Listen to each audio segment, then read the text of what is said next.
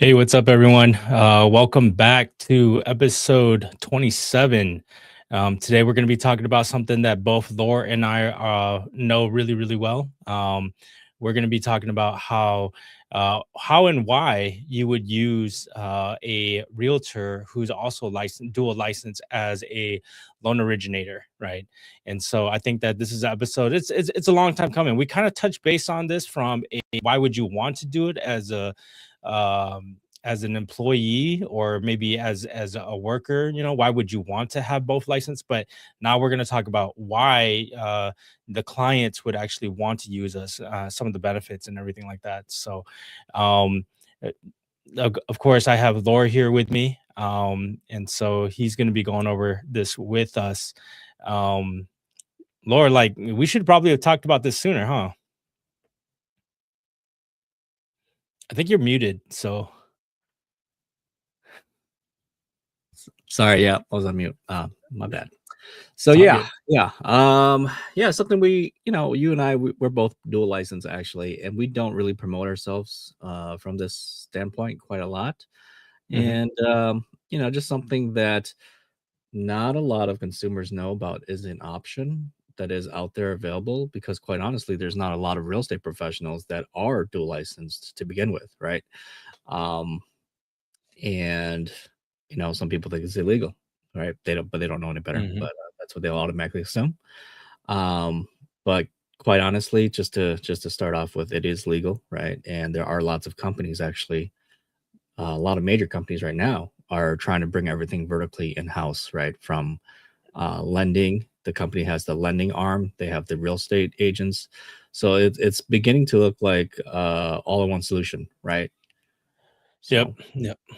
Yeah, I'm totally in agreement with you. I think that, having both the dual license has its advantages. Not only do we know more about the whole entire process, right, from A to Z, but we're also involved in it, right? So we know everything from getting the pre-approval all the way through, and the challenges of getting the pre-approval, all the way through getting them pre-approved, looking for a home, finding the right home, going through the inspections and everything, then finally moving over to the loan side where you got to get the appraisal, you got to go through the underwrite and get them cleared close so that they can actually go to closing and actually close on the home. I think it's a huge deal, and there's a lot of things that happens behind the scenes, especially from the loan side, that you don't see very often.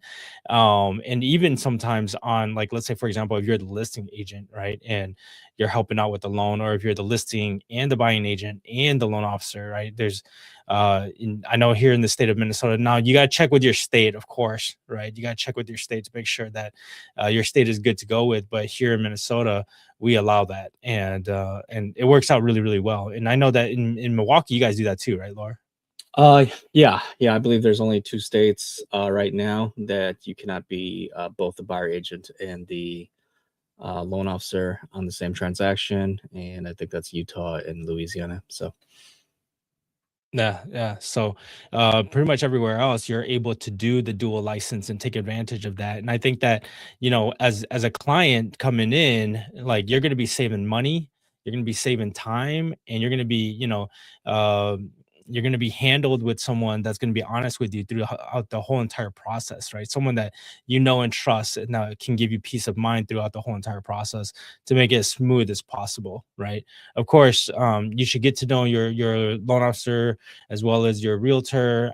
If they're one person, it's easier to get to know them. It's easier to get to know their thoughts and philosophies and to gather ideas. But I think as a consumer, if you're a first time home buyer, reach out, talk to them, and make sure that they know exactly what you want, as well as how you need that communication to work out.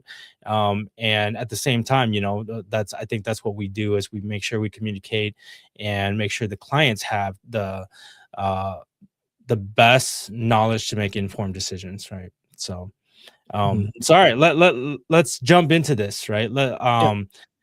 So for sure we can have both licenses, right? So, we talked about that a little bit. Minnesota, Wisconsin, and a bunch of other states allows us to have both licenses. Um, Now, different programs may not allow it. Like I know that we have a hard time with FHA on FHA loans. Usually you have to be one or the other, right? Yeah, actually, Um, FHA has been approved now. It is oh, approved. okay, that must be recent. Okay. Yeah. Um, so sweet, sweet. Yeah, I think it's like only like USDA, I think, that gives us trouble. But FHA did change their guidelines. So That's perfect. That's perfect. I haven't even seen that come through yet. So I'm sure I'll see that really soon here. But instead of having two people, right, we only have one person, right, that's involved in the whole entire process.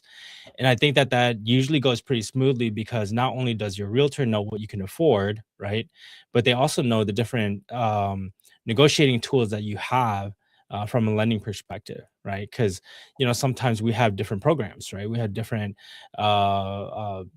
things that we can do from the loan side as well as things we can do on the realty side. And being able to be the person that handles both, you're able to be able to negotiate better. Do you feel the same way? yeah, yeah. I mean, so a while back, somebody I had come across a question, right? A new buyer, right? New home buyer. He asked a question. It's just random on Facebook, right? Hmm. And he's like, the question was, "Hey, I'm thinking about buying a house. Who should I talk to first? Should I talk to a loan officer or should I talk to a realtor?" Right? And that's basically kind of like the chicken and the egg kind of question, right? Like, hey, who Hmm. do you really talk to when you're trying to do these things, right? Especially Hmm. something like big and expensive. Um, and it's a legit question, right? Like, obviously, if you talk to your local bank, right? A lot of people start that way, right? Because you bank Yeah. there, you're comfortable. You walk in, you're like, hey, I want to buy a house, and that's where a lot of people start. And so nothing's wrong with that. But the thing is that a lot of times they're just going to randomly assign you a loan officer, right? And Hmm. Hmm. you may not like how they communicate. You may learn that they're not working that hard for you, right? Um, and so you may not like that person, right? And so you're kind of like, well, probably don't want to use this person. Um, but then at the same time, you still have the other question, like, okay, well, how do I go find a realtor now, right? How do I go find that, right? And sometimes, I mean, some of these lenders Yeah. they do have realtor partners already, and so they're going to try to direct you to their realtor partners, right? Um, but at the same time, now it's kind of like, what if you don't like that person, right? Or what if you don't like how they communicate or how they're explaining things to you, right? Um, Hmm. it's very true in what we do. We offer a service, right? But as a consumer, most of the time people are shopping us for rates, right? Like, hey, who's the lowest rate? Who's the lowest rate? Right. But at the same time, it's like, hey, we honestly we understand a perspective, right? We do that all the time when we go shopping. Like, hey, I want to buy it for the cheapest price too. But at the end of the day, there's also the other component, right? Where it's like service, right? Hmm. Who Hmm. makes this the easiest process for you? Who can explain it the best to you, right? And everybody's a little bit different on how they communicate, how they understand. But it's kind of like the what you said, kind of like the left arm and the right arm, right? So on one arm you have the realtor, one arm you have the lender, the loan officer, right? And they're supposed to game plan together and help you come up with your goal to achieve your goal of buying at home, right? Yep. And a lot of the times, I I've been a realtor first, right? And sometimes I have buyers who come to me and they already have a lender, right? They already have a pre-approval, Hmm. but it's a random person from their bank or whatever, and the communication sucks. It's terrible, and I'm just gonna be honest with you, right? It's like um, you can't get a hold of the LO after 5 o'clock because banks don't, they're not open after five. Yep. Um, Yep. you got to put in an offer. You got to, hey, we need a pre-approval letter updated. Well, we got to wait till tomorrow, right? um, Right. and it's frustration for the client. I feel their pain, but there's nothing I can do because I'm only the realtor, so there's only so much. Hmm. Um, but even at the same time, I mean, sometimes we as a realtor we have to communicate with the loan officer on the other side, or maybe vice versa, right? Hmm. Loan officer talking to the realtor, and if it's not a good communication, teamwork wise, it's not really benefiting our mutual client, which is the buyer, right? I mean, so Right. Right. so long-winded, but it's essentially talking to one person essentially is going to save you a heck of a lot of time. And like you said, if the one person knows exactly what you can afford, and as well as they're your agent, if you really trust them and their skills and their expertise, they can make this whole process a whole lot easier for you, right? They can lay out the whole strategy, and then it's up to you to see if you want to follow and you want to understand what and you trust what they're doing, right? So, Yep. Yep. No, I'm 100% with you. Like the traditional route is to have, one realtor and then one loan officer, and it's like you said, chicken or the egg, right? And most good realtors, what they'll do is when you if you talk to them, like most people talk to the realtor first, right? And the mhm, reason I say that is because they're looking for a house, so they want someone to go show them a house. So the mhm, first thing they're going to do is they're going to reach out to the realtor and they're going to say, "Hey, can you take me to go see a house?" Right? mhm, However, a good realtor would say, "Are you qualified?" Right? And if you're not, then now you need to go to get qualified, right? And if you're already qualified with a major bank, that's totally fine. However, it's like Laura said, if you're with a major bank, then on the weekends they may not work. And if they don't work on the weekends and you can't communicate with them on the weekends, which we oftentimes do most of our showings on the weekend, it makes things very difficult, right? yeah, Secondly, I think from a loan officer perspective, we can like so I have a listing that I've been dealing with and we're trying to get it closed, where they're having qualification problems, right? And I can actually call up because I have both licenses, right? I can actually call up the loan officer as the listing agent and say, "Hey, I actually know this area of business. I used to be an underwriter.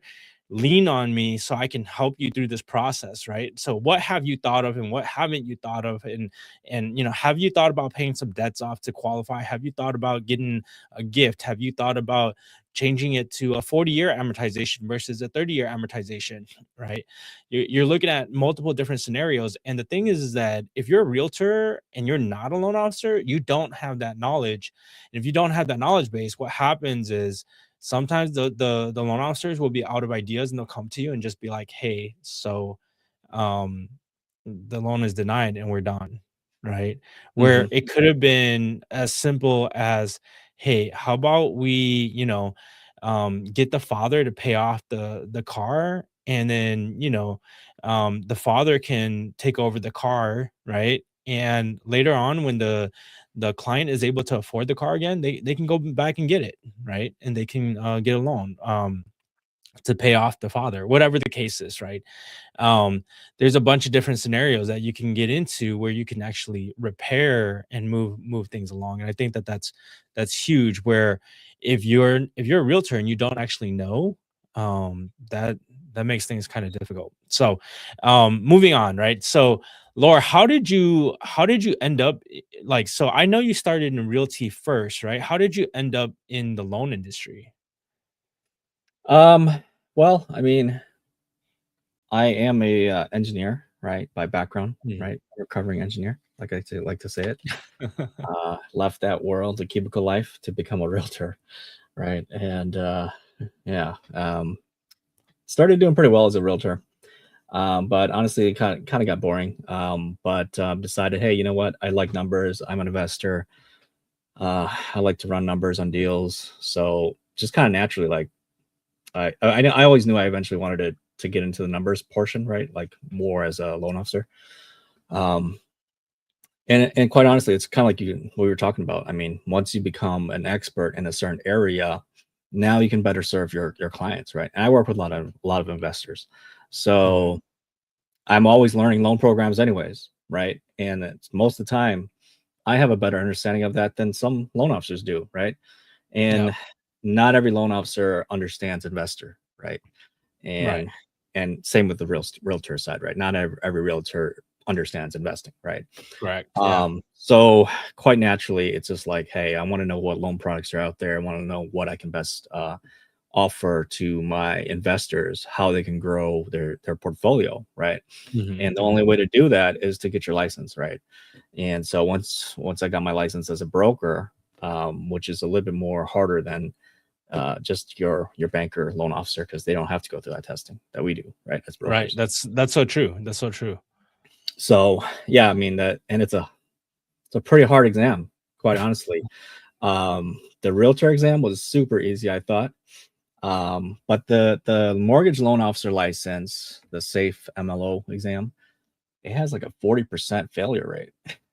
Oh, is that right? I never looked into it. Yeah, That's it's pretty insane. high failure rate, man. It's tough, and it's crazy because there's so many different. It's just studying is like there's a lot of rules, regulations, right? And honestly, it's a lot tougher than being a realtor, I think, because I mean, you're dealing with people's money, you're dealing with the bank's money, Mhm. and Mhm. there's lots of laws and regulations to make sure you're doing it right. Otherwise, you're gonna Absolutely. go to jail or fines, right? Absolutely. Yep, Um, yep. so yeah, it's tough, but it's pretty cool. It's a cool thing. So Nice, nice. Yeah, so, like, for myself, right, I've been in the mortgage industry for about well, since 2001, and I eventually worked my way up to wealth management and underwriting, and so, um and in underwriting, it's great in everything, right? Don't get me wrong, like, I was paid well, but I was capped, right? I was capped yeah, at, what I could make in addition to like, I was spending, somewhere between, 60 to 80 hours in my job just to make sure that I can manage my team and manage all the people that you're hiring, as well as the people that you're serving, as well as, have conversations with all of the loan officers. And so I thought about it and I was like, you know what? Why don't I try the loan officer gig and mhm, see if I could be successful at that? And the first year it went really, really well. Now, in the yeah, midst of being an underwriter, right, I also wanted to invest in real estate properties similar to you, right? And so I picked up some real estate properties, and the realtors at the time, they were okay. They weren't bad, but they couldn't move at my pace. And so I figured, you know what? I can do what they do. So let me just go ahead and get my license and let me do it too. And yeah, so I did, and specifically and solely for just investment purposes. But then, of course, you get families and friends that are reaching out to you, and you get people that understand your expertise as an underwriter, as a loan officer, and now having your real estate license, you can take them to go and get the best deal possible. right. You can make amazing things happen, right? And so, So let's back up a little um, bit. What is for people watching, right? They probably have no idea what an mhm. underwriter is. They're probably like, "What the heck is that?" Right? So can you kind of quickly explain what is an underwriter? Yeah, so every loan program has a bunch of guidelines that we have to like as underwriters review and make sure that they qualify, right? Because as underwriters, you have to make sure that the person can qualify for the loan, can make the payments, and can Mhm, actually purchase a specific size loan. So we're the ones that approve and deny loans, right? At the end of the day, you come mhm, to a bank and you're like, "Hey, so this is the loan I want." It goes to an underwriter. They review your credit, your assets, your income, the property scenario, and all of the characteristics of that transaction to verify, hey, are they good at making payments? Are they reliable when it comes to making payments? Are they someone that can afford to make the payments? Because the honest truth is that we're not here to put people in really, really financial difficult situations, right? So you're looking at whether they can afford it or not, and do they have the assets? Do they have the reserves? Especially if you start getting into investment properties, can you afford to purchase that home and keep that business going, or keep that house paid so that you can stay in the house? We're the ones that make that decision, right? As underwriters, we make that decision whether you can actually um, afford to buy the specific home that you want to buy, and then mhm. we decide what loan amounts will work for you. There's usually like a 50% debt to income ratio, and if you don't know what that means, feel free to DM me on the side. But underwriters, basically, at the end of the day, they make the decision whether to approve you or deny you of the loan for the house or the mortgage for the house. Yep, yep. So like I used to before I became a loan officer, I didn't really know a whole lot about underwriters, but I just knew they were the people that killed the deals. So I used to get mad at my loan officers, be like, "Hey, what the heck's going on? Like, why are you guys being so difficult with the buyer, right? Like, why are you asking for so Yeah, many documents, right?" yeah. So we used to always like yell at our loan officers, right? But then, of course, loan officers try to keep everything cool at the front, right? Like, Mhm, mhm. make sure everything's okay. But really, in the back end, it's like a fire going on the back, right? Oh yeah, absolutely. Like you probably have never seen the fulfillment side of the mortgage, Hmm. but dude, like people are fighting all over the place. You got the processor, the loan Yep. officer, they're fighting against the underwriters to make sure Oh that yeah. it closes right. And then they're fighting with the closers to make sure that it moves as fast as it needs to move. And I mean, there's a lot going on in the background. And we say fight, and I say that kind of lightly, like there's definitely conversations that need to be had to make sure that the process can move smoothly and that the person actually qualifies and we're not putting them in a difficult situation, right? Right. um and so my thoughts are is that hopefully your loan officer, when they're pre-qualifying you, they're doing their due diligence and they're reading the documents up front, to verify that you actually truly do qualify, right? Because there's been times where clients will come up to me and they're like, yeah, I make 40,000 a year, and then Hmm. I get the pay stub and they're only making 30. It's difficult, right? Especially if we're giving you a pre-qual, Yeah. which we're going based off of what you say versus a pre-approval, Right. which is us pre-underwriting the deal, right? So, Right. Right. Yeah. They might be like, yeah, yeah, I make 30, but then I got the $10,000 bonus. mhm, And mhm, then you're like, mhm. well, do you expect $10,000 bonus every year? And they're like, no. It was a one-time thing, right? It was a one-time thing. It's like, oh Yeah, no, we're not gonna be able to yeah, use that, we man. can't Like use that. that's Yeah, we can't use that. Yep, uh, yep. But yeah. So something else. I mean, underwriters they do two jobs, right? They qualify the buyer, right? Make sure the mhm, mhm, borrower, make sure you're good for what you're saying. And then number two, I think we haven't gotten to a little bit yet, is they also qualify the property, right? Um, mhm, mhm. so they want to make sure that the property that the borrower wants to buy um, is good, right? It's not a dilapidated. It's not. Yep. Uh, there's not a giant hole in the ceiling in the roof, right? And Yeah, it's water's gotta just be coming down. habitable. Yeah. Right, right. It's got to have heat. Mm, It's got to, right. So there's certain things that the property has to pass too, and that's kind of where it can get a little bit dicey because sometimes along the transaction, maybe the seller wrote in the condition report, "Oh, when it rains, water comes in the basement." Some yeah, that's underwriters, an issue. that's an automatic red flag, right? Absolutely, And the absolutely. underwriter's like, "Hey, what do they mean by water comes in the basement?" Right? And Yeah. so if you're the borrower, you're the buyer, there might be some additional things that the seller is going to have to produce in order for the underwriter to feel satisfied that it's not a safety issue, it's not a structural issue, right? Because if it is, that loan's being denied. So, yeah. So fun stuff we have to deal with, which if you're not a realtor who understands the loan side, you may not even know what's going on back there, right? The loan officer Mm, might just be trying to keep everything like calm because the loan officer is trying to get everything in line in the back. Yeah, I recently had to deal with this issue, so it's fun stuff.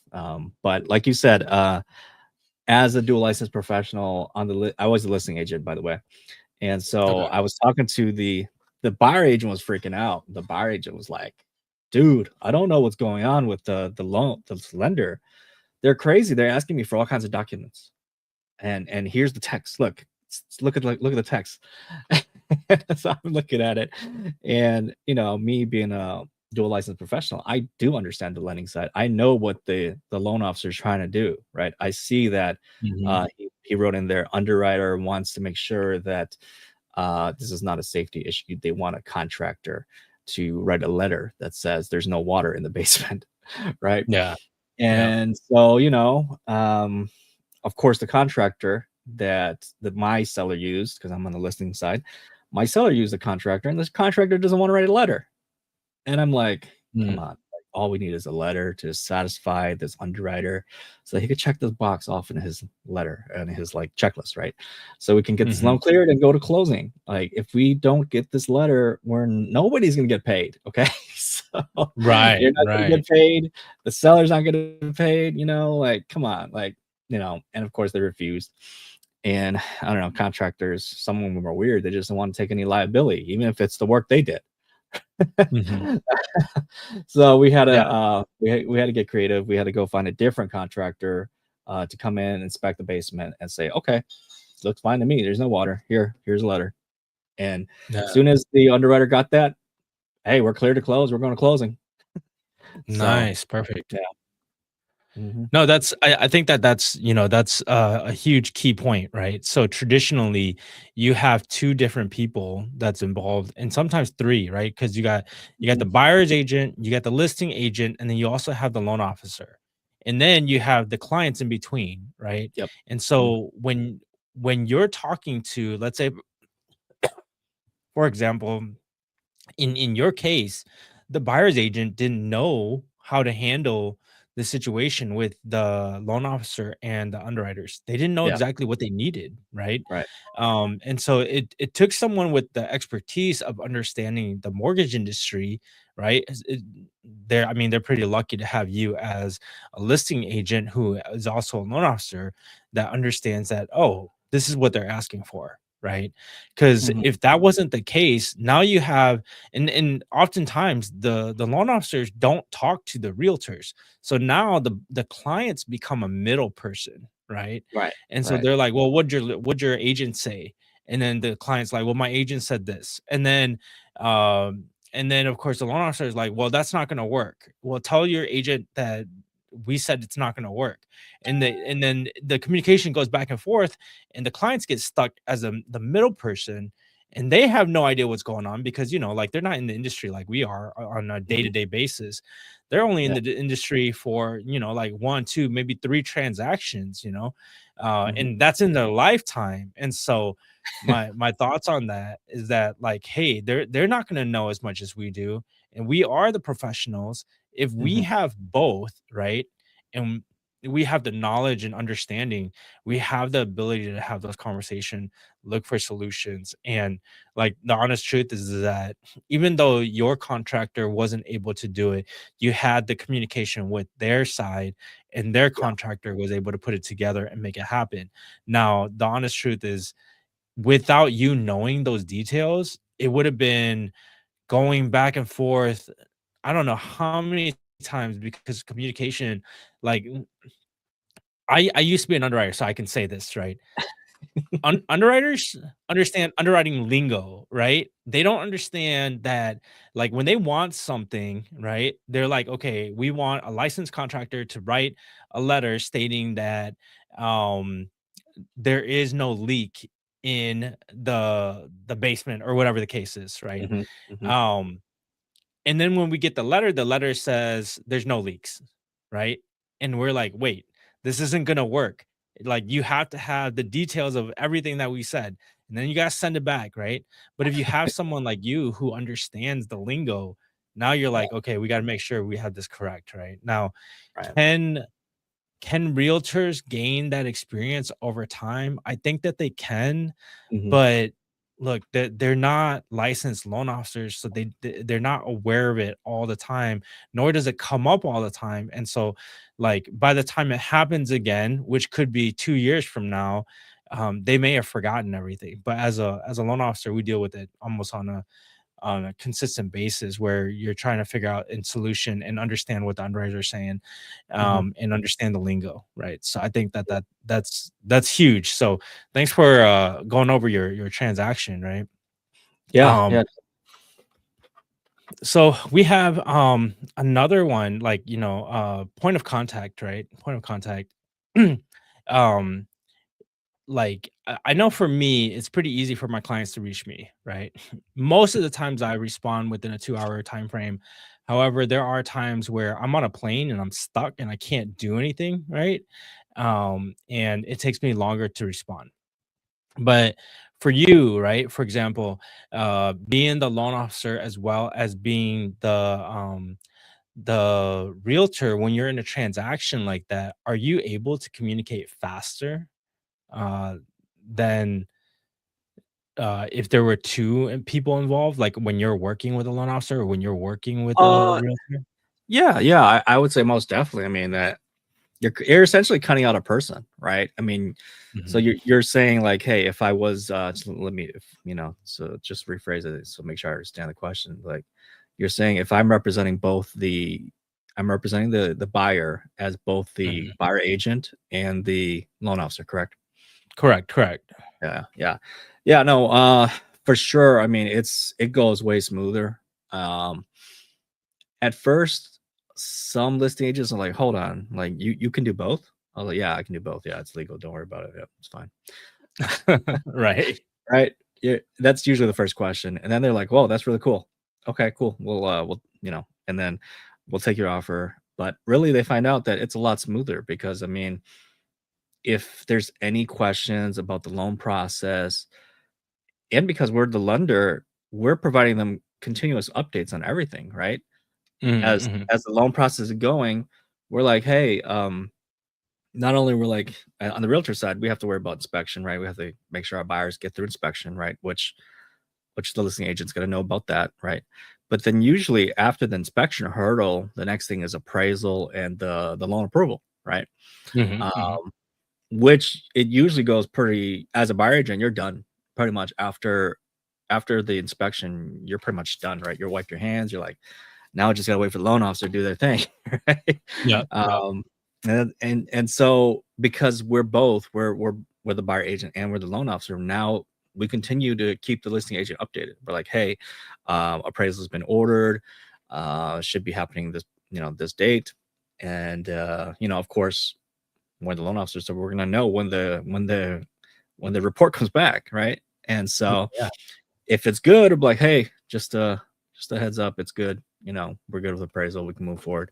And now we're just waiting for the final clear to close, right? Mhm, Uh, mhm. so all that stuff is really cool. And then, of course, if there's issues, like sometimes nothing ever goes smoothly, right? If you're buying like an investment property and you're like, hey, we can't get into the property, or the appraiser couldn't get in because the tenant wouldn't let them in, that's when the listing agent's got to get involved. Like, hey, we Mhm. need to get access to the property, otherwise we can't get this appraisal completed, right? I've had that happen before. That's never fun. Um, yeah. Yeah, So, I mean, I but think that there's some things that when you have both license, you can solve faster, right? yeah, right. Like say for example, if you're the buyer's agent and the appraiser can't get in, what do? You run over there and you schedule the appointment and you open it, right? I mean, because you have access to go ahead Mhm. and open the house for the appraiser. Yeah. Whereas that is not the case with loan officers that don't have the access to open it up for the appraisers. Mhm. There could also be like, say, for example, I think this is one of the major ones, right? The major one is when clients are confused, they don't know who to ask the question to. Should I That's ask this to my realtors or should I ask this to my loan officer? right. And if you're the one that's doing the whole entire transaction, they just ask you, right? Mhm. And you can take care of it for them and understand, the perspective that they need to be able to handle, whether it be the loan side or it be the realtor side. Because there are times where like someone has a different loan officer, right? And they'll come and ask me, and I'll be like, hey, so I'm gonna be honest with you. I am a loan officer. I can kind of explain this, but I need you to go to your loan officer so that he can explain it in details, right? Mhm. Because he'll get the information directly from the underwriters. And like clients they'll come to you and they'll be like, hey, so as a realtor, they'll come to you and they'll say something like, hey, so I don't know, a tree just fell on my car and um I need a new car. Is it gonna be okay? Right. And the answer is gonna be, hey, you need to go talk to your loan officer, right? Mm. Whereas if I was the loan officer on it as well as the buying agent, I can just say, hey, let me take a look at that real quick. We'll crunch some numbers real quick. Oh, look at it. You do qualify for a car as well as for the house. Go ahead and move forward. Or hey, you're gonna have to wait, right? You're gonna have to wait until this transaction is over. Your numbers are a little bit tight. Can you borrow a car for a few months before you make that transaction take place, right? Because you may need that cash or you may need that income to qualify for the house. So it makes it easy for you to go ahead and just have that conversation right away instead of them wondering like, who should I call first? Should Mhm. I call my realtor? Should I call my loan officer? And as a realtor, I'm going to be honest. As a realtor, I love all of my clients to contact me first, so I can direct them to where they need to go. As a professional, we want to make sure that we're doing our due diligence and we're following through on our end. And so when we do that, we do move them in the right direction. However, there are some times where when you're the realtor, you cannot get involved with some of the information that they provide because there's a client confidentiality with banks and financial institutions, right? So Yeah. if you're both, it makes it easier, and if you're not, that makes it a little bit more difficult. So Mhm. that's kind of how I look at it. Because there to be honest, there are going to be miscommunications, right, in the process. Not everybody communicates exactly the same, so you want to make sure you can make it as clear as possible. If you're the sole communication, the hopes is that you communicate really clear with your clients, and it makes the process really really easy for them, right? I think that's the biggest Yeah. That's the biggest takeaway. Yeah. yeah Yeah. takeaway. Yeah. For both the listing agent communicating with them and also communicating with the buyer, right? Um, just makes it much easier for one person to kind of control everything, right? Because as the Mhm. agent, you're not worried like, hey, did your loan officer tell you you got to buy insurance, right? Uh, Right. did they get the appraisal ordered for you, right? Because Yep. especially if it's a bad loan officer that's not communicating with the buyer agent. I mean, sometimes they don't even let us know what's going on. Like we're just like in the dark as much as the buyer is, and so Yeah. it kind of sucks when it's like that. But sometimes it happens. Very poor communication on the loan side. We don't have visibility on that because, like you said, if some loan officers are like, "Stay in your lane, agent. Don't bother me." Mhm. Right? So Yeah, absolutely. Absolutely. I mean, luckily most of the loan officers that I've talked to, they're pretty kind about it. mhm, But like I know that back in the days when I worked with Wells Fargo, those mhm. guys are like, we don't talk to realtors. Like period. We don't talk to realtors. And it's Yeah. like, okay, well then don't be surprised if we go a different direction, if your clients go a different direction, because Mhm. we're one of the main point of contacts and you're not talking to us. It makes our client's life so much more difficult. And to be honest, if we're going to provide a higher level of service, we're going to provide them with other services that might be able to allow them to get the level of service that they want. Now of course it's always the client's decision, right? We're not going to Oh, force yeah. them to Oh, yeah. change anything, but um Yeah. it's still something that I think that, like I ran into those difficulties back in the days. Now, I haven't come across a Wells Fargo transaction in a while. Yeah. But back in those days we did have some pretty tough situations, right? Yeah. Yeah. Um and I don't mean to call them out, like overall I think they're a great bank. I bank with them too. So um You used to work for them. overall, I think they're a great bank, but, the honest truth is that there were some challenging times there back in the days. Yeah. Um, Weren't you an LO for them for a while? Not at Alo, no, I Oh, I ran an underwriting team, so I oh, ran okay. a Wells fulfillment Fargo. team, Okay. yeah, so a fulfillment Yeah. team with underwriters, processors, closers, and stuff like that for Wells Fargo, and then I moved over to US Bank where I went into the wealth management division, right, Okay. so, but yeah, so, like, as a, uh you know, loan originator slash realtor, is it pretty hard to do both? Do you think it's pretty hard? Um, Not really. I mean, hard. It's just like what we tell people whenever they want to become a realtor or a loan officer. It's like, yeah, it's gonna be hard at first, but Mhm, eventually, once you learn what you're supposed to do and you get enough repetitions, right, and mhm, you know the process, it's not that complicated, right? We're as the realtor, we're pretty much we're we have all the deadlines, right? So we know what all the deadlines mhm, in a transaction are, right? And we're mhm, handing it over to the loan officer. Hey, here's the deadline. Here's the closing. Here's when we need your loan approvals to be done. Here's when we need your appraisal to be done. So Mhm. we're giving them the deadlines, right? And Absolutely, yeah. if you're both, I mean, you're the one setting the deadline, so you better be able to hit it, Yeah, right? yeah, Yeah. So I mean, no, it's not that much more difficult, to be quite honest, to be both. I mean, it you know, the loan officer side of things, it's actually um not too bad either because like I was telling you, like being a loan officer I think is easier than being a realtor.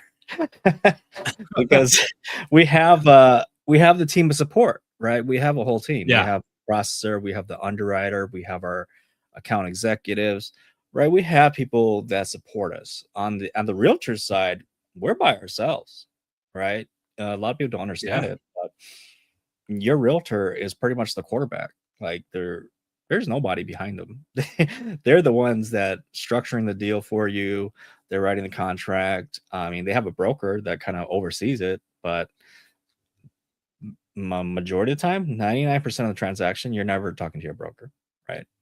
yeah, The only time you talk to your broker is when the deal's going bad. Something majorly is wrong, right? yep, Um, and on the lender side, I mean, yeah, the loan officer side, it's you just got to go through the process, and the process is depending on how quickly the documents are reviewed, the underwriter goes through things, appraisal gets scheduled. It's all predefined steps, right?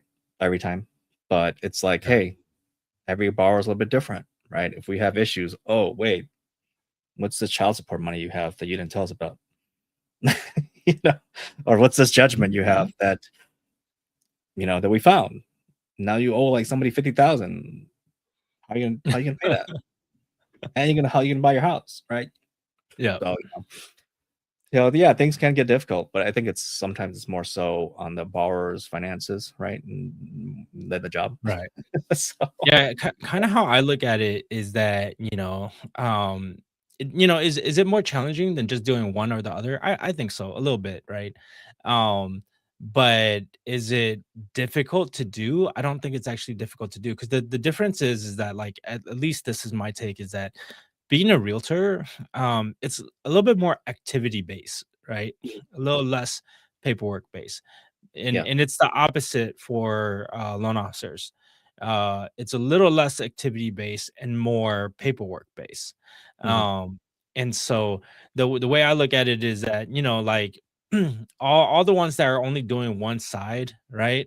mhm, It's like they're playing checkers, right? They just jump over each one. But sure. for us who are a loan officer and a realtor, we're playing chess, right?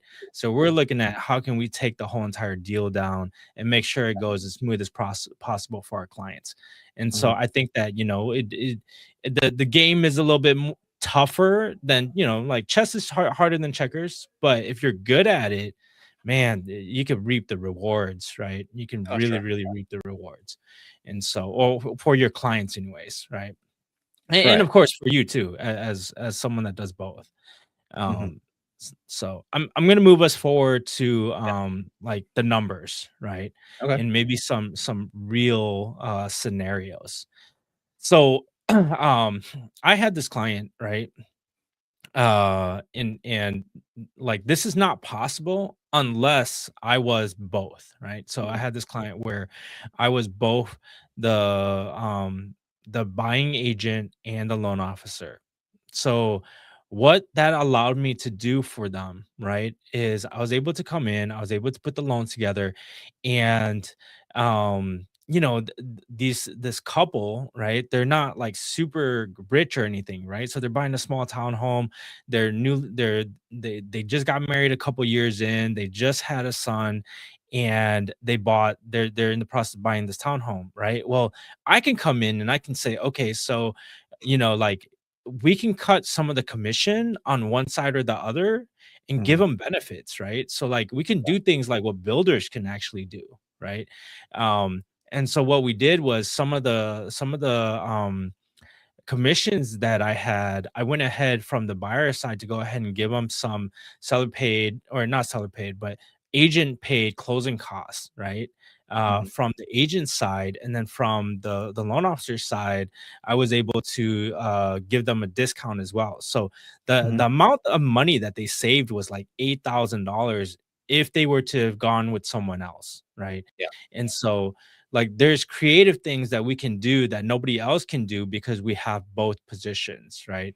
And Right. especially, we're in the business of helping people, right? So of course we're going to do things to benefit our clients, but of course we do expect to get paid for our transactions, right? Sure. So, and for what we do in the service that we provide, because we do also provide a higher level of service. But being able to do that, like, dude, I think anybody that can get an additional $8,000 to help with their transactions would be ecstatic, right? Oh yeah. Yeah. And I think the one that I've helped out the most, they saved like $20,000, right? Mm. Wow. So of course the house was bigger, right? So the percentages were different, but Yeah. they saved approximately $20,000. So Yeah. when you're looking at those numbers, I think that's huge for you to have someone like myself or Lord do business with you. Um, and Yeah. so, I And mean, we're not gonna cut deals on every single one of them, but we have the ability to look at it and make it better than what anybody else can do. At least that's how I feel about it. right. Right. So I just want to add, like, so both of us are brokers, by the way. Mhm, mhm, A lot of people out there don't understand. There's no difference to them. Mortgage broker, loan officer. So a mortgage broker can be a loan officer, right? mhm, mhm. But not all loan officers are brokers. So Correct. brokers are pretty much independent. We can shop. So you come apply with us. You apply one time. We pull your credit once. We can shop you across all of our lender partners. And so I have Mhm, about mhm, 270 plus lender partners. So I work for you as the borrower, right? I'm trying to mhm, match the correct lender to your financial profile. Um, Whereas if you go to your bank, right, those loan officers, they only work for the bank. They don't work for you. You go apply with them, they can only shop the loans that their bank offers. And if you don't fit in their box, sorry, right? That's what they're going to tell you. mhm, mhm. And then Yep. usually those type of buyers that come see us, the brokers, and say, hey, I got denied by so and so bank, blah blah blah. What can you take a look? What can you do for me? Right? Because Mhm, some of our mhm, lenders, they're not as rigid. Some of them have more flexible requirements, right? They might be able to take a lower credit score. They might be able to ignore, or some of your financial blemishes, right?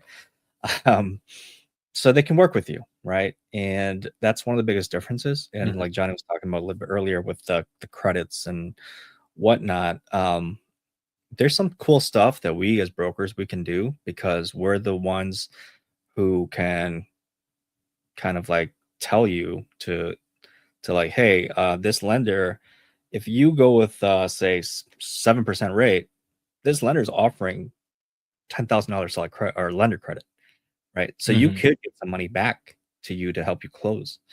This is stuff Yep. your realtor doesn't understand. This is like loan officer stuff, right?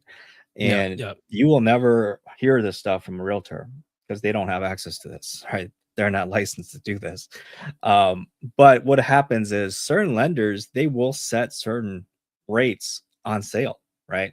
So Mhm, meaning that, you know, if the lowest rate is 6.5%, maybe they're like, hey, you can get like $100 of lender credit. But mhm. if you go 6.625, which is an eighth percent higher, you could get $5,000 lender credit back to you at closing. And Yep. so we as brokers, we can go back to our client and be like, hey, here's what the rate options are, right? Understand you want the lowest rate here. That's this option here. Or if you're willing to go a little bit higher in the interest rate, this lender is offering a special this month, right? Because they always like to do specials. Um, Mhm, and so they're like, yeah, you take this rate and you can potentially get $5,000 credit. So as a consumer, what do you want? You want the $5,000 to help you close and buy that house, or you want the lowest rate and you don't get any lender credit, right? mhm. So And these are options we can provide. Yeah. I But was gonna say that that could be the difference between qualifying and not qualifying and mhm, being able to get that house or not get that right, house. right, And if you are someone that knows both as an agent and a loan officer, you can, coach or maybe not coach, but you can move your clients in a direction that will benefit them the most, right? right. And so I think that it's huge understanding these specific strategies. Now, Yeah, not all loan officers are top tier. Not all agents are top tier. We wish that they all were, right. But I think that for those that have both dual licenses, oftentimes they're a little bit more knowledgeable than those that don't, right? yeah, Now, I mean, maybe it's possible that, the realtor might know more from a realty perspective just because of experience level. Or the loan officer might know a little bit more about the loan officer side because of experience level, and just more transactions. But I mean, I don't know about you, Laura, but like when it comes to the mortgage industry and the amount of closings that I've seen in my history of doing business, like since 2001, mhm, it's in the thousands, right? And mhm, so you can't discount the number of transactions that you've done because the things that you've seen, like not yeah, every I don't think I've ever had one transaction that went exactly the same as another ever. right. And Yeah, I don't so think it's possible, yeah. yeah. Very, very few and far in between, right? It's like, yeah. But just to be clear, we can't give you everywhere that deal, okay? These specials, they come and go, right? They It do, they do. depends. And because we're brokers, so we have a number of lenders that are trying to win our business, right? Mhm, And mhm. so some months they run these specials where like, hey, this month we're discounting rates like they call it 50 Yep. bips or 100 bips, whatever, which is like 0.5% to 1% off, right? We have a Mhm, lender right now that's running a special to the end of the month. If you get under contract and you lock in and you submit your loan, you can get 1% temporary buy down for one whole mhm. year for free. Yep. Um, so after the first year, your rate will go back up to the full rate, right? But your whole first year, it'll be you'll have a little bit of savings, right? So Yep. uh that's kind of one of the perks that when you work with a broker, depending what lenders have specials out there, uh and if you get your property under contract the right time, sometimes it benefits you. I've had it on the other end where I got my buyers under contract and then we had to wait until after appraisal to make sure that everything's good to lock the rate. And then the war happened, and the rates went Mm, up, and then interest the rate, lender yeah. card disappeared. We're like, oh crap. Ouch. Yeah. So, but I mean, they were still able to afford it, but they couldn't get all the benefits, right? Oh, so Right. yeah, so kind of Yeah, missed so out a week. yeah. Yeah, Those promotions don't always stick, but when they do and you can get in, they're great to have. I think that 1 buy down, where, for your first 12 months is 1% cheaper. hmm, Um, and you don't have to pay anything extra, right? Because it's paid by the lenders. That's an amazing deal. If I think hmm. anyone should jump on if they have that ability to do it. We have a lender that does that too. And so it's probably the same lender that we both Some lender, use. same lender. Yeah. Um, so I was gonna add that, I in the past, being like so I had a listing where a client came in, he saw my sign and he called me, and he was like, "Hey Johnny, so I was denied by my bank, Hmm, right? But I want to buy your client's house." hmm, And I said, "Hey, the only way I can do that is if I represent both you." So here in Minnesota, we allow dual representation, which is hmm. you represent both the buyer and the sellers. And so he was like, "Yeah, I'm totally okay with that. I'm totally okay with you representing me." I talked to the sellers; they were like, "Yeah, we're totally okay with that as long as you get the deal done." Sure. And he comes and he's like, "Hey, can you take a look at my transaction?" Right? Hmm, And with my underwriting background, I just glanced at it and I was like, "Yeah, no problem. We can get this done." We can do it multiple different ways. We can do it conventional, we can do it FHA, we can do a DSCR, right? How do you want to handle this, right? And he's like, "You know what? I just want the lowest down payment and I want to be able to get in and, uh my daughter's going to be moving in with me, so I want to make sure that, she's going to be comfortable." And I was like, "Okay, let's put it together." Did the negotiations. The sellers got rid of the house that they want to get rid of. The buyer was able to buy the house that they want to buy, and they all saved a ton of money doing that process, right? And Yep. so I think that there is an advantage when you're working with just one individual doing both the realty side and the loan officer side, or the mortgage originator side. um Mhm. However, everybody's a little bit different, so you got Yeah. to make sure you know who you're working with, and how great they are when it comes to helping you in the process. Yeah. I also had clients that they come and they're buyers, and they're like, so we did qualify, but now we don't qualify anymore, and the loan officer can't give us a loan. What can you do as my agent, right? And I'm like, well, so what did they say? What took place? And they're like, oh, well, we own our own business, right? Yeah. And yeah, and they averaged our income. And last year we didn't make as much as this year. We made like twice Mhm. the amount this year.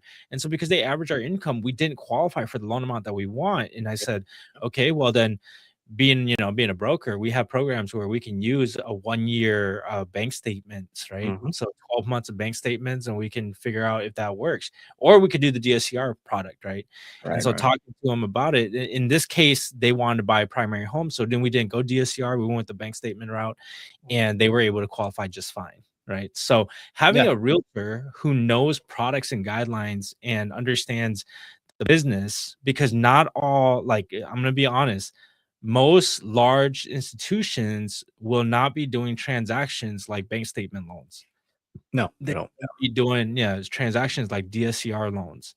Yeah. And so, being that we're both brokers, I think that, that takes us up a notch. And it's like you said earlier, we have tests that we had to go through, that they never did, to be Mm. able to get the licenses that we have, and to be able to do the business that we do. And I think that that's a huge deal. So, Yeah. Yeah.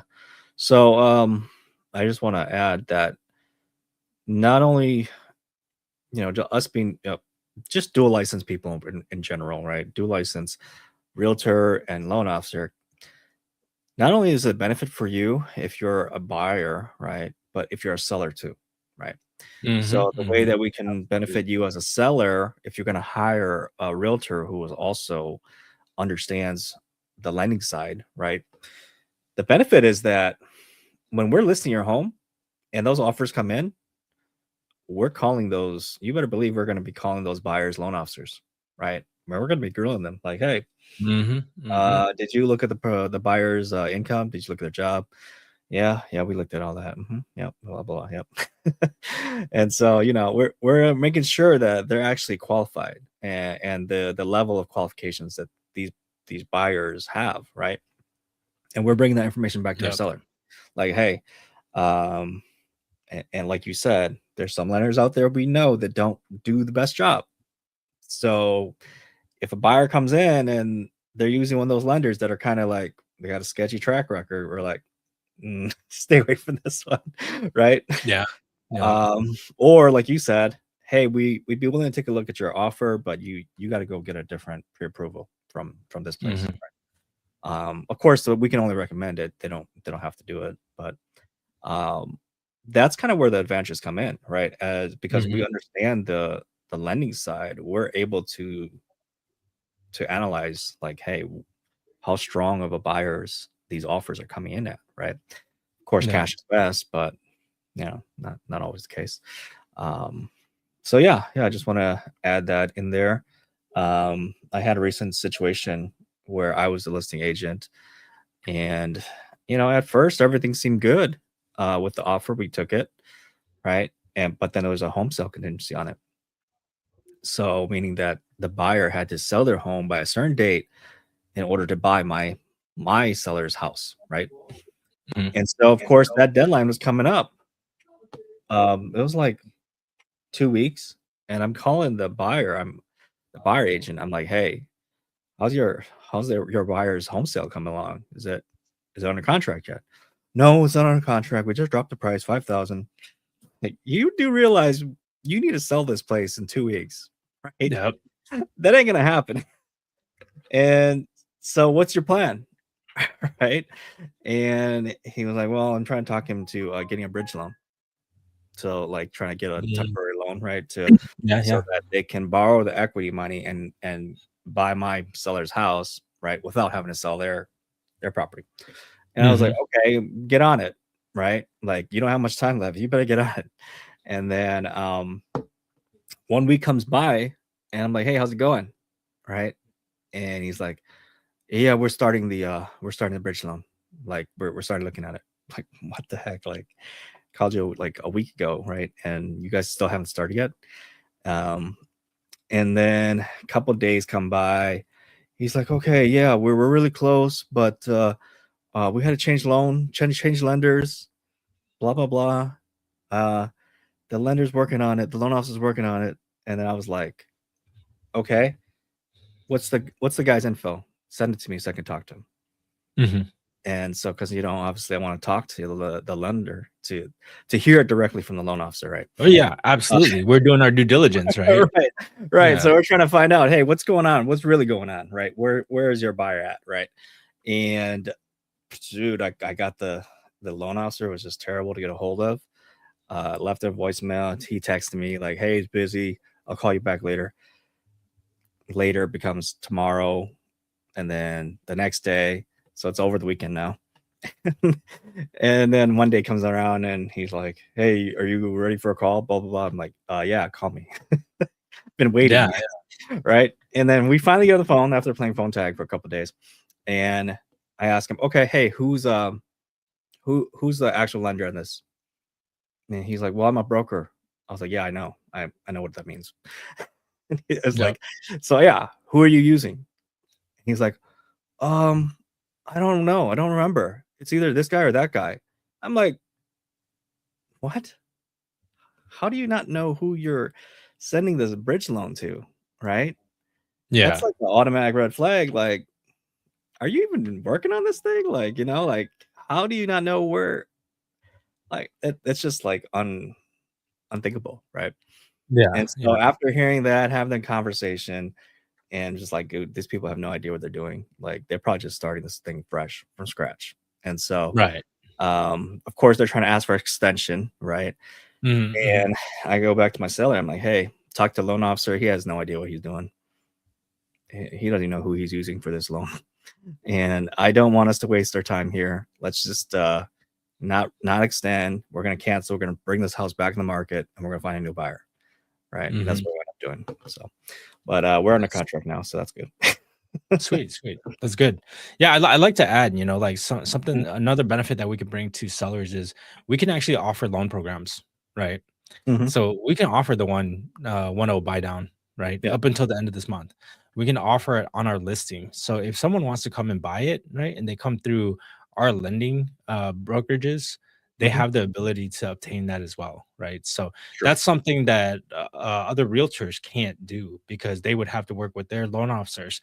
And if their loan officers don't have that program, then they just can't do anything, right? Mhm. So there are benefits to using uh, someone that is both a realtor and a loan officer.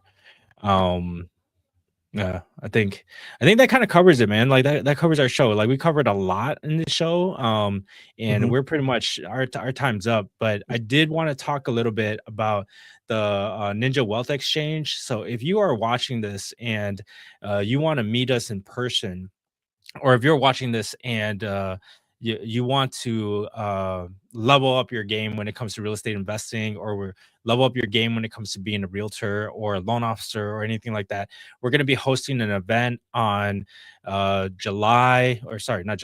June 26th, right? June 26th, Friday, from 9 to about 4 o'clock. If you want to come out and spend time with us, we'll have the link in the comments, right? Right, Laura? um, Yeah, it's scrolling at the bottom right there as well, and the link to sign up for the tickets. But it's going to be a live in-person event in mhm, St. Paul area at Jimmy's conference and catering center, right? And we're going to have a mhm, stacked lineup. I'll be talking, Johnny will be talking, but besides us, we're going to have other people there. Tu Fang, the the OG wealth builder. He's going to be talking about how he was able to sit down with over 100 millionaires, really have pick their brains, and then he basically took all their information and he was able to duplicate their success, and now he's like a millionaire himself. Yeah, So absolutely. he's going to talk about how he did it, right? And then we're going to have a Florida professional, real estate professional investor as well, and she's quite an investor. She knows what she does quite a lot of things: short-term rentals, long-term rentals, sober living houses, assisted living houses. But she is out of Florida, and there's a lot of people like me who are not fans of the cold and the snow, right? And so we're secretly trying to plot our escape from the north here. So there's a lot of headlines going around that Florida's crashing hard, right? Oh And yeah, yeah, I've been seeing definitely. the prices. I've been watching the prices, and I think it might be that time to start taking a serious look. To jump, right? Right? Yeah. But yeah. So we're gonna have her come up, and she's gonna share what she's seeing on the ground there, and whether it's real or not, right? And on top of that, we're gonna have, like I said, we're gonna have Johnny here talk about his underwriting experience, right? And basically, we're gonna have like a whole deal underwriting master class, right? Yep. Johnny's gonna go through spreadsheets, numbers, how do you know what a good deal is, how to know what a bad deal is, right? And if you have no idea, or if you're like a numbers nerd and you really, really like to have your I's dotted, your T's crossed before you pull the trigger on something, and maybe even look it over like 10 times, right? This is the session for you. Absolutely. And so yeah, Johnny's gonna have that whole spreadsheet thing going on. Bring your spreadsheet, bring your laptop if you want to follow along. Might be So boring, but can make you a lot of money. Yep. And then we have our keynote speaker coming in as well, and he is a seasoned professional in the real estate games, like Sweet. over 400 properties sold, hundreds of flips done, right? He also has a real estate leader of 300 plus agents. So quite a lot of things that he brings to the table here, and he's going to share with you what that looks like, how to build your financial freedom through being a real estate professional. So a lot of things we're going to be talking about, a lot of great ideas. So if you want to be in a room with people like that, where you can learn how to level up, how to really scale, right, and grow, you got to get your tickets, got to be in the room with us. Yeah, you don't want to miss it. Honestly, I think that oftentimes this meeting is going to be really small and intimate, right? And so the hopes is that you become friends with all of these people, including ourselves, and we can do business together, right? So if you want to learn and grow, as well as if you want to have partnership, this is the place to do it. So. Yeah, just I say click on the link, register, get on the list. There is a cap of 50 people, and so as soon as we get to that 50 amount, we're going to be closing it off. So don't wait too long. Right. Early bird tickets do end this week, so you definitely want to sign up. And quite honestly, if the money is an issue for you, just talk to us. Let us know. We'll be happy to comp you a ticket. Especially if you watch the show. I mean, if you're watching now, yeah, we get you in. Don't worry about it. Yeah, for sure. If you're one of our subscribers, hit us up. Let us know. And if not, hit us up anyways. All right, sounds good. Well, thanks so much for joining us. Remember to hit like, subscribe, and hopefully we see you on the 26th. Anything else you want to add? No, I think that's it, man. All right, later. All right.